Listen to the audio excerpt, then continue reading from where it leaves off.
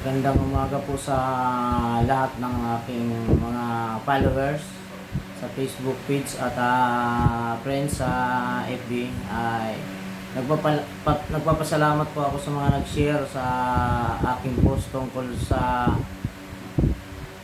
nai-post ko nga nung nakaraang linggo na tungkol sa hindi nabayaran na kumpleto yung bininta namin na property dyan sa Imos Malagasang Ringgit.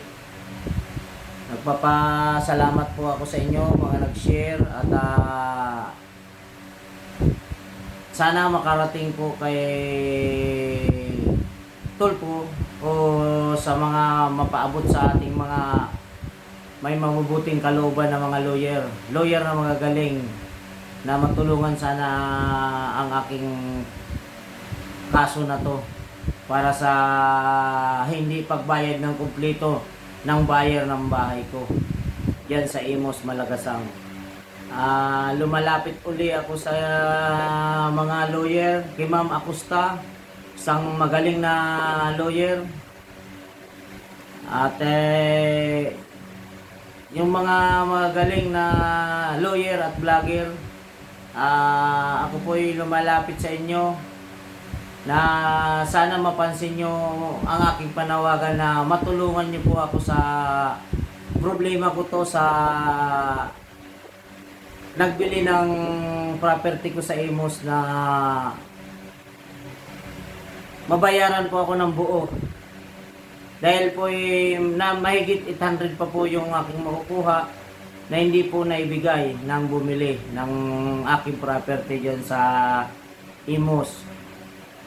Nananawagan po ako, inulit ko, nawagan po ako sa mga galing na attorney. Sana matulungan nyo po ako. Pinakita ko na nga po yung papel nung nakaraan linggo na pinost ko na may hawak akong mga pinirmahan.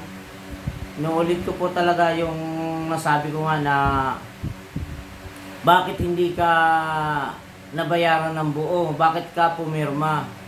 Ako po ay pumirma kasi po ay hindi naman malayo sa aking yung buyer, hindi naman po iba yung buyer. Yung buyer po bumili ay isang mayaman na matanda na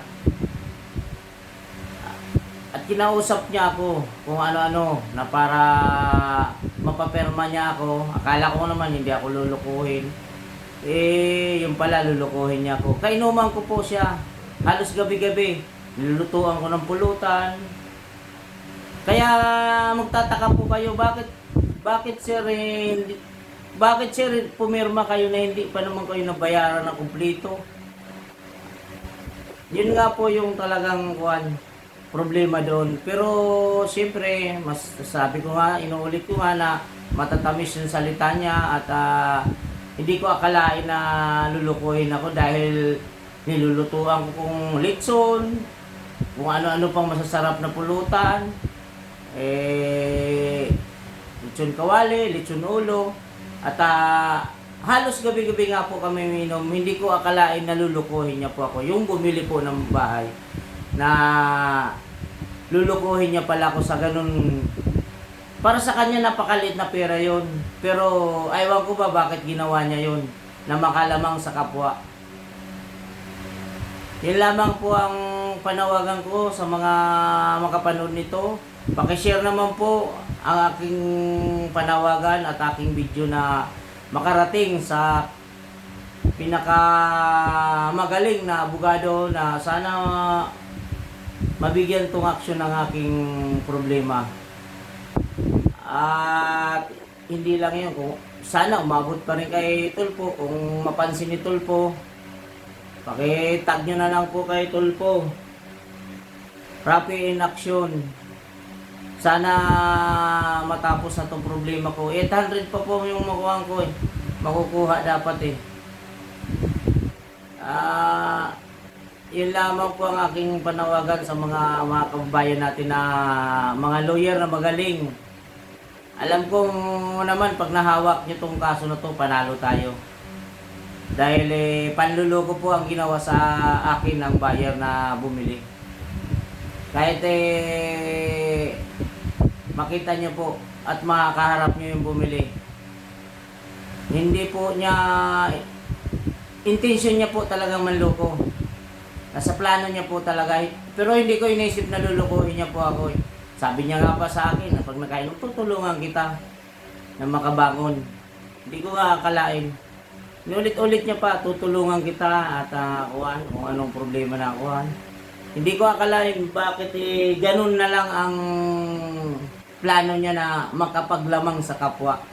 Kahit kayo mga Lods, gusto nyo bang makapaglamang sa kapwa? Di bali tayo malamangan, wag lang tayo manglalamang sa kapwa.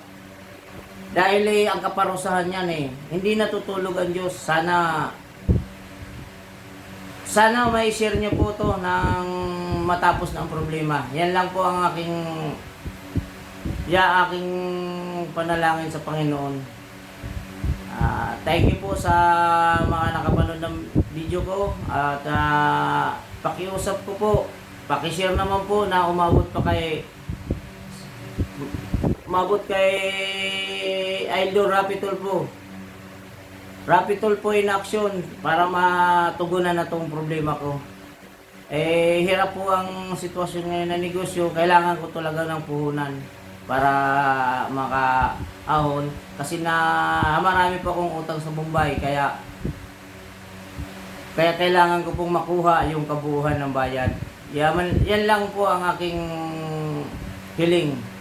Maraming salamat sa aking mga subscribers dyan sa YouTube at aking followers sa Facebook page at aking friends sa FB at maraming salamat sa inyo.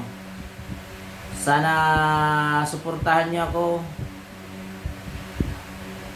Hindi po ako magdadalawang isip pag bumalik ang aking magandang takbo na negosyo. Alam niyo naman siguro sa mga post ko, tumutulong din ako. At kahit pa paano nagbibigay ako ng mga sa nangangailangan. Yan lamang po. Maraming salamat.